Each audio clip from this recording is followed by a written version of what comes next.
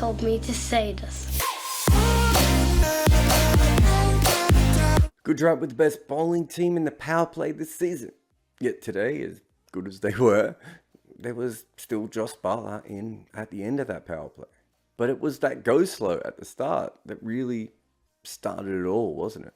Being a good bowling team up the top isn't really as sexy as some hitter slapping balls everywhere. But Gujarat averaged 26 for the ball and were so much better than any other team in the tournament when it came to taking wickets at the beginning.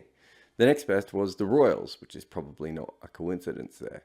Wickets at the top matter more than any other wickets in the game, and Gujarat took a lot of wickets at the top. Mohammad Shami on his own took 11, which was equal best in the league with Mukesh Chowdhury, right at the top of the IPL. He averaged 24. It's just a brilliant season for him. No one else was actually anywhere near that good. But despite Lockie Ferguson's fairly ordinary year for him, he still took 6 wickets at the top, and Yash Jayal took another 5, and that was enough. And if they were the best wicket takers at the top, they were the best at economy at the death. We often tend to focus on the players and teams who take a lot of wickets at the end, because a lot of wickets fall at the end. Quite often the player with the most wickets in the league is just taking a lot of wickets at the death. But in truth, it's the ability to stop runs there that is by far the most important thing. That is the period of the game with the highest variability. And the Titans were the only team who allowed fewer than 10 runs and over at the end of their games. They are 1.8 runs less than the most expensive team, which was the Sunrisers. They just didn't go for runs at the end that often. And the interesting thing about all that is that Ferguson and Shami both went for runs at the death. Joseph and Dayal actually did fairly well, but they didn't bowl there that much. But no, the reason that this team was so good at the death was Rashid Khan, who went at less than a run a ball in the last 6 overs of the IPL games this year. And he bowled 17 overs. That's actually quite a lot. It's more than what Shami bowled. And he also went for, about half as many runs. He carried the entire bowling lineup to better figures, which is, I suppose, what Rashid Khan has been doing for a long time. It's his world after all. And the death is important to this team because they're also the best team when it comes to batting at the death. Having converted Hardik Pandya to an anchor and not having the kind of 1-2-3 that teams might dream of in T20 cricket, they kind of had to make as many runs as they could, especially later on. So the team tended to bat within itself, kind of all the way through the innings and then press turbo at the death. If they weren't such a good bowling team, this probably would actually mean that they were regularly struggling to be too far ahead. But they were such a good bowling team. So it kind of all worked out perfectly for them. Of course, in some ways, a bit like how Rashid Khan carried their bowling at the death, 2 batters kind of carried their batting. But the thing is, these 2 happen to make the most and 5th most runs at the end of games in the IPL this year. David Miller made 287 runs in the last 6 overs, which is just absolutely extraordinary. And Tawatia almost beat 200 as well. That's a lot of runs from just 2 players at the death. You don't usually see that. Although the Royals did something similar. And if you look at their batting in total, it's really David Miller who stands out here. They didn't really have that many incredible years with the bat. And I assume that he was not the one that they were expecting to do so. Hardik Pandya talked before this game about how other teams didn't really rate him. But they hadn't really rated him because he hadn't really been playing good. I mean, to get what is near a career best year from David Miller, and a lot of people have said it's the career best, but they've forgotten that in 2013 he was even better than this, weirdly enough. But that was over a decade ago, so most people probably wouldn't even remember it. But he was so good that he was actually a part of them being able to stretch out their batting that made it look better than it probably was on paper.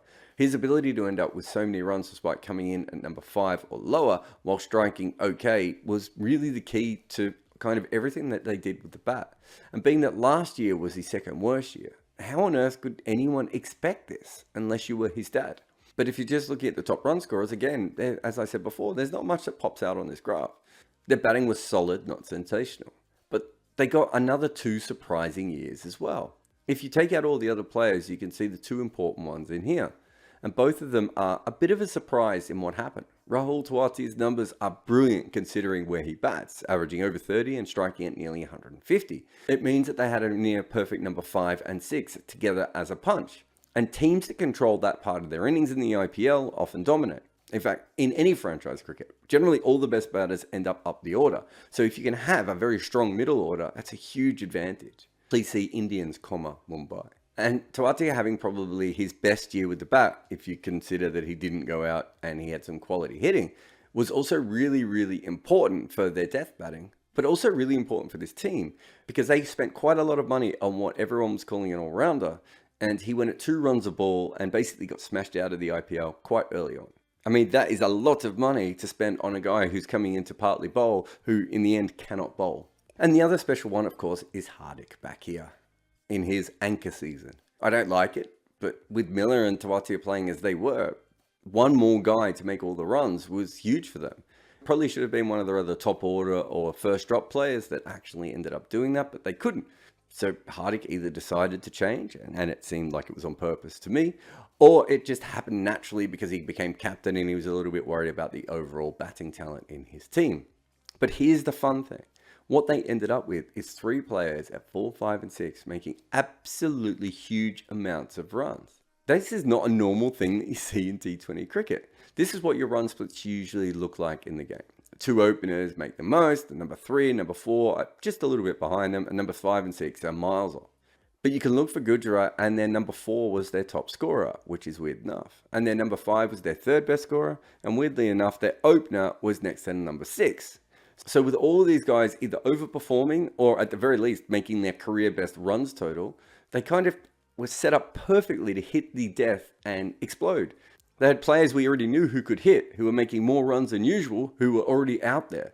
Generally, that works. It's just not that easy to do, and it's very rare. And you'd have to say, looking at Miller and Tawati's form and Hardik Pandya over the last little while as well, none of this looks likely. This has just all come together so magically for them. Their bowling, certainly on paper, was a lot better. And again, it was what won them the game today. Rashid Khan certainly played his part, but to be fair, they were already ahead of the game before he really had any influence. For him, he had an absolutely normal season. If any other player had a season like this, they'd faint. Today, Mohammad Shami probably didn't have one of his better games, but he was still more than good enough, and he had a cracking year. And when you look at those early power play numbers throughout the tournament, without him, I don't think they would have been in this position and on top throughout the season. Yash Dale took an early wicket, and at times this season, he has been expensive, but he also has quite a few wickets. And weirdly enough, whether it be Ferguson or Joseph, neither of them really worked out as a bowler, but this just shows how much actually went right for the Titans. For instance, they bring Ferguson back in today, and look what he does. He just bowls fast, like the fastest ball in the IPL, and it's a perfect bowler to have available for them today. But obviously in this game, the most important thing really is the fact that Hardik Pandya could bowl. In fact, not just that he could bowl, that they could use him as the 6th bowler, and that he had barely bowled all season. He'd only bowled really when they needed him to. But when he had bowled, he'd taken a few wickets and hadn't gone for many runs. So that meant that he was fairly confident. He wasn't over-pressured from his bowling, which he quite often usually has been. And he was also very rested, which is a very important thing for him, considering his body over the last couple of years. So for him to step up today and take 3 wickets, it made it even easier. They had 6 bowlers that they could use any way they wanted to. In fact, they even used their spinner for a matchup, despite the fact that I'm pretty sure they said they weren't going to do matchups. Anyway, it even gave them the chance to bowl a little bit of matchup cricket at the end towards the death with their left arm finger spinner. That's when you know things are going your way. Now, of course, some of this was helped by Rajasthan only having 5 frontline batters, a bowler that they put in lots of different positions and actually did quite well for them, everything considered, and Rian Parag's hitting. That made sense all year, but I think a lot of people thought that it may not hold up in the finals. And the reason that it doesn't often hold up in the finals is what happens is in a knockout game is when your top order know that the batting is shallow, they usually get a little bit stuck. They bat within themselves. They don't have their normal confidence. And if they go out, that causes even more problem. I don't know if that theory is true, but it's certainly something I've believed for quite a long time since I saw the Melbourne Stars lose a final that exact way. That is seemingly what Rajasthan did today. And if you want to know what all that looks like in real life, watch Trent Boult come out to bat and face Lockie Ferguson with 4 overs to go in a final. Trent Boult at number 8. But remember, it was Gujarat who made those wickets happen and kept the pressure on. And when you look at them all year, they've always managed to sort of lock teams in a little bit. And with the bat, it's been the middle order. Of course, today they chased nothing. But that overachieving middle order, a bit like Mohammad Shami, is one of the reasons they made the final in the first place. And then, of course, they just popped on their 6th bowler who took a bunch of wickets, including Jos Buttler. No one else this season's been able to get him out, but of course, Hardik Pandya did today. And I forgot to say, despite Rahul Tewati's high price tag, this year, they only bowled him for 6 overs.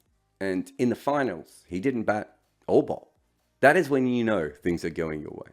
It was that kind of season for the Titans. And that is why they finished up on top. And that's why they never lost a match in the playoffs. And that is why they won the title.